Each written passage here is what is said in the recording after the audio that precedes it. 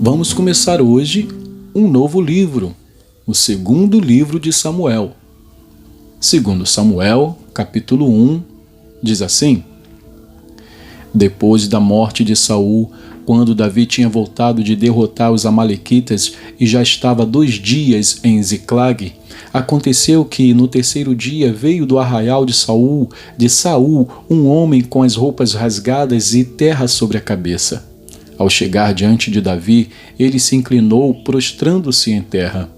Davi lhe perguntou: De onde você vem? Ele respondeu: Fugi do arraial de Israel. Então Davi disse: Como foi isso? Conte-me o que aconteceu. O moço respondeu: O povo fugiu da batalha e muitos foram mortos. Saul e seu filho Jonatas também morreram. Davi perguntou ao moço que lhe trazia as notícias: Como você sabe que Saul e Jonatas, seu filho, estão mortos? Então o moço, portador das notícias, disse: Cheguei, por acaso, ao monte Gilboa, e eis que Saul estava apoiado sobre a sua lança, e os carros de guerra e a cavalaria se aproximaram dele. Olhando ele para trás, me viu e me chamou. Eu disse: Eis-me aqui. Ele me perguntou: Quem é você? Eu respondi: Eu sou amalequita. Então ele me disse: Vem aqui e me mate, pois me sinto vencido de cãibra, embora ainda esteja bem lúcido. Então me aproximei dele e o matei, porque eu sabia que ele não viveria depois de ter caído. Peguei a coroa que ele tinha na cabeça e o bracelete e os trouxe aqui ao meu senhor. Então Davi rasgou as suas próprias roupas, e todos os homens que estavam com ele fizeram o mesmo. Prantearam, choraram e jejuaram até a tarde por Saul, por Jonatas seu filho, pelo povo do Senhor e pela casa de Israel, porque tinham caído à espada. Então Davi perguntou ao moço portador das notícias: De onde você é? Ele respondeu: Sou filho de um homem estrangeiro amalequita. Davi lhe disse: Como você não temeu estender a mão para matar o ungido do Senhor? Então Davi chamou um dos moços e lhe disse: Vá até lá e mate-o. Ele foi e o matou, enquanto Davi dizia: O seu sangue caia sobre a sua cabeça, porque a sua própria boca testificou contra você, dizendo: Matei o ungido do Senhor. Davi pranteou Saul e seu filho Jonatas com esta lamentação. E ele ordenou que se ensinasse aos filhos de Judá o hino ao arco, que está escrito no livro dos justos. A sua glória, ó Israel, foi morta sobre os seus montes. Como caíram os valentes! Não anunciem isso em Gate, nem o publiquem nas ruas de Asquelon, para que não se alegrem as filhas dos filisteus, nem saltem de contentamento as filhas dos incircuncisos. Montes de Gilboa, que sobre vocês não caia nem orvalho nem chuva, nem haja aí campos que produzam ofertas, pois neles foi profanado o escudo dos valentes, o escudo de Saul, que nunca mais será ungido com óleo. Sem sangue dos feridos, sem gordura dos valentes, nunca se recolheu o arco de Jonatas, nem voltou vazia a espada de Saul. Saul e Jonatas, queridos e amáveis, nem na vida nem na morte se separaram. Eram mais ligeiros do que as águias, mais fortes do que os leões. Filhas de Israel, chorem, chorem por Saul. Ele as vestia de rico escarlate e enfeitava com ouro as roupas de vocês. Como caíram os valentes no meio da batalha. Jonatas sobre os montes foi morto. Estou angustiado por sua causa, meu irmão Jonatas. Você era amabilíssimo para comigo. Excepcional era o seu amor, ultrapassando o amor de mulheres. Como caíram os valentes e pereceram as armas de guerra. Capítulo 2. Depois disto, Davi consultou o Senhor, dizendo: devo ir a alguma das cidades de Judá? E o Senhor respondeu: vá, sim. Davi perguntou: para onde devo ir? O Senhor respondeu: para Hebrom. Davi foi para lá, levando consigo as suas 2 mulheres, Ainoã, a Jezreelita, e Abigail, a viúva de Nabal, o carmelita. Davi levou também os homens que estavam com ele, cada um com a sua família, e eles ficaram morando nas aldeias de Hebrom. Então vieram os homens de Judá e ali ungiram Davi rei sobre a casa de Judá. E informaram a Davi que os homens de Jabes de Gileade tinham sepultado Saul.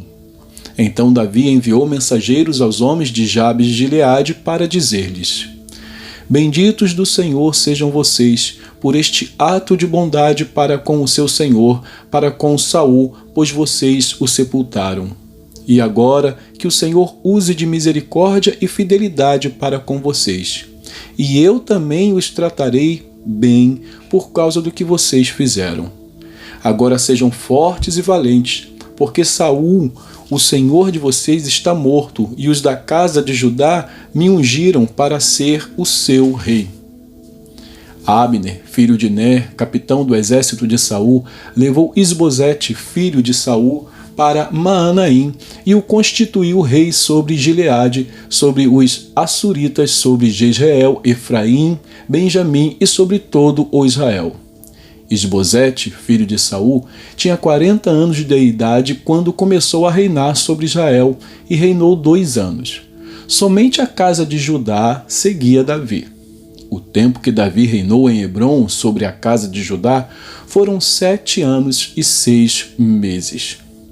Abner, filho de Ner, e os homens de Isbosete, filho de Saul, saíram de Maanaim e foram para Gibeão.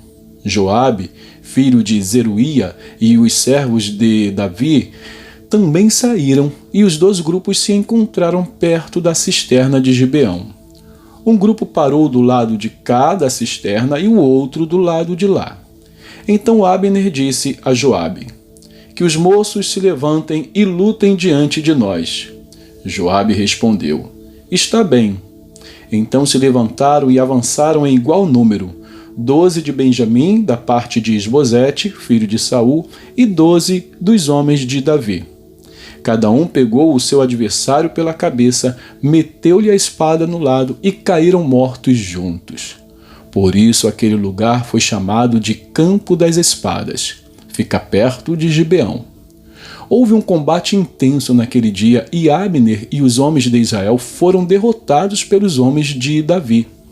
Estavam ali os 3 filhos de Zeruía, Joabe, Abisai e Azael.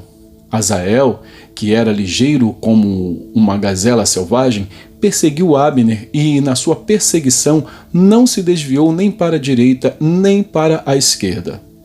Então Abner olhou para trás e perguntou: é você, Azael? Ele respondeu: sou eu mesmo. Então Abner disse: desvie-se para a direita ou para a esquerda, agarre um dos soldados e pegue a armadura dele. Porém Azael não desistiu de perseguir Abner. Então Abner disse mais uma vez: pare de me perseguir, do contrário vou ter de matá-lo. E depois, como poderia eu olhar no rosto de seu irmão Joabe? Como Azael não quis deixar de persegui-lo, Abner o feriu na barriga com a extremidade inferior da lança, que lhe saiu pelas costas. Azael caiu e morreu ali mesmo. Todos os que chegavam ao lugar em que Azael tinha caído morto paravam. Porém Joabe e Abisai perseguiram Abner.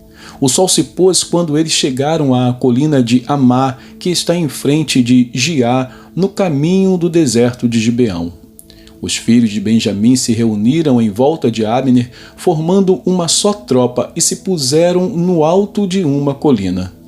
Então Abner gritou para Joabe: será que a espada vai consumir para sempre? Você não sabe que serão amargas as suas consequências? Até quando você vai esperar para ordenar ao povo que deixe de perseguir os seus irmãos? Joabe respondeu: Tão certo como vive Deus, se você não tivesse falado, só amanhã cedo o povo cessaria de perseguir cada um o seu irmão. Então Joabe tocou a trombeta e todo o povo parou, e eles não perseguiram mais Israel, e a luta acabou. Abner e seus homens marcharam toda aquela noite pela planície. Passaram o Jordão e, caminhando toda a manhã, chegaram a Maanaim. Joabe deixou de perseguir Abner, e, tendo reunido todo o povo, verificou que faltavam 19 dos homens de Davi, além de Asael. Porém, os servos de Davi tinham matado, dentre os de Benjamim e dentre os soldados de Abner, 360 homens. Levaram Asael e o sepultaram no túmulo de seu pai, em Belém. Joabe e seus homens caminharam toda aquela noite e, ao amanhecer, chegaram a Hebrom. Vamos a Jeremias. Jeremias, capítulo 46. Jeremias 46 diz assim: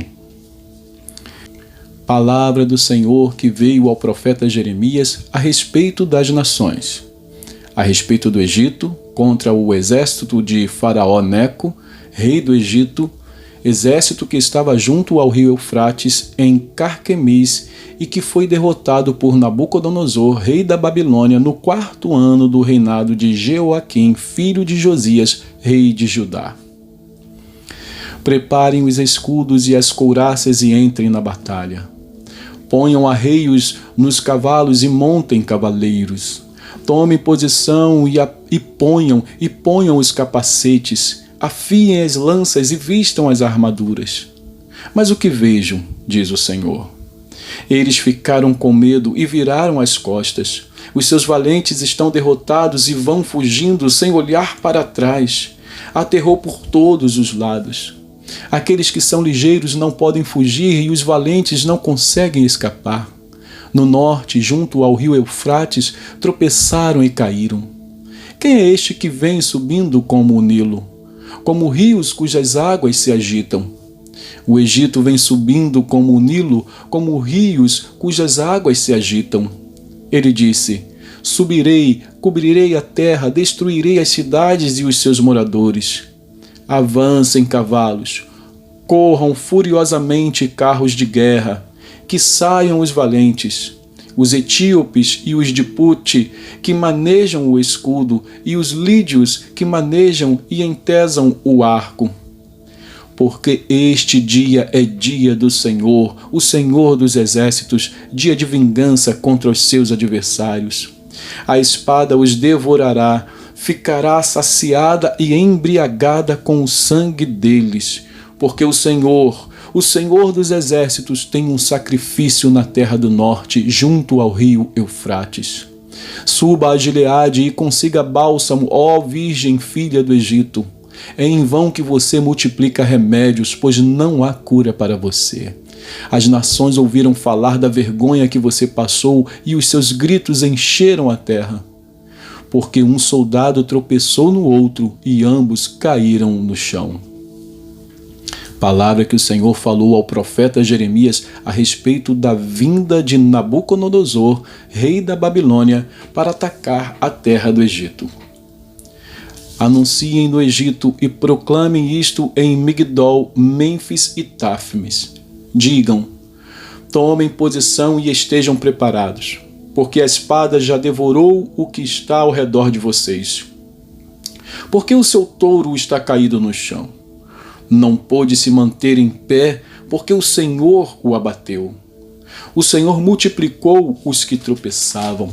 Caíram uns sobre os outros e disseram: levantem-se e voltemos ao nosso povo e à terra onde nascemos, por causa da espada que oprime.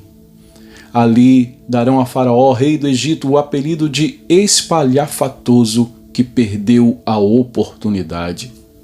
Tão certo como eu vivo, diz o rei, cujo nome é Senhor dos Exércitos, e tão certo como o Tabor está entre os montes e o Carmelo está junto ao mar, assim ele virá. Prepare a sua bagagem para o exílio, ó moradora, filha do Egito, porque Mênfis se tornará em desolação, ficará em ruínas e desabitada. O Egito é uma bela novilha, mas uma mutuca do norte já vem atacá-la. Sim, já vem. Até os soldados mercenários no meio deles, que são como bezerros gordos, viraram as costas e fugiram juntos. Não resistiram porque veio sobre eles o dia da sua ruína e o tempo do seu castigo. O Egito faz um ruído como o da serpente que foge, porque os seus inimigos vêm contra ele, com machados como se fossem cortadores de lenha. Cortarão a sua floresta, diz o Senhor, ainda que impenetrável, porque se multiplicaram mais do que os gafanhotos, são inumeráveis. A filha do Egito está envergonhada, foi entregue nas mãos do povo do norte. O Senhor dos exércitos, o Deus de Israel, diz: Eis que eu castigarei Amon, Deus de Tebas, e também Faraó, o Egito, os seus deuses e os seus reis, o próprio Faraó e os que confiam nele. Eu os entregarei nas mãos dos que querem matá-los, nas mãos de Nabucodonosor, rei da Babilônia, e nas mãos dos seus servos. Porém, mais tarde, voltará a ser habitada, como nos dias antigos, diz o Senhor. Não tenha medo, meu servo Jacó, nem fique assustado, ó Israel. Pois eis que eu o livrarei dessa terra distante e salvarei a sua descendência da terra do exílio. Jacó voltará e ficará tranquilo e sossegado, e não haverá quem o atemorize. Não tenha medo, meu servo Jacó, diz o Senhor, porque eu estou com você. Por isso destruirei completamente todas as nações por onde o dispersei. A você eu não destruirei completamente, mas castigarei em justa medida. De modo nenhum deixarei você impune. Capítulo 47. Palavra do Senhor que veio ao profeta Jeremias a respeito dos filisteus antes que Faraó atacasse Gaza. Assim diz o Senhor: Eis que do norte se levantam as águas e se tornarão em torrente transbordante. Inundarão a terra e a sua plenitude, a cidade e os seus habitantes. As pessoas gritarão por socorro e todos os moradores da terra se lamentarão. Ao ruído dos cascos dos seus cavalos, ao barulho de seus carros de guerra, ao estrondo das suas rodas. Os pais não voltarão para socorrer os seus filhos, porque as mãos deles enfraqueceram, por causa do dia que vem para destruir todos os filisteus, para exterminar todo o resto que poderia socorrer Tiro e Sidom. Porque o Senhor destruirá os filisteus, o resto que veio da ilha de Caftor. O povo de Gaza rapou a cabeça. Asquelon foi reduzida a silêncio, como o resto do seu vale. Até quando vocês vão fazer cortes na pele em sinal de luto? Ah, espada do Senhor, quando é que você vai parar? Volte para a sua bainha, descanse e fique quieta. Mas como pode ela ficar quieta se o Senhor lhe deu ordens? Ele a dirige contra Asquelon e contra a costa do mar. E que Deus abençoe a porção da sua palavra.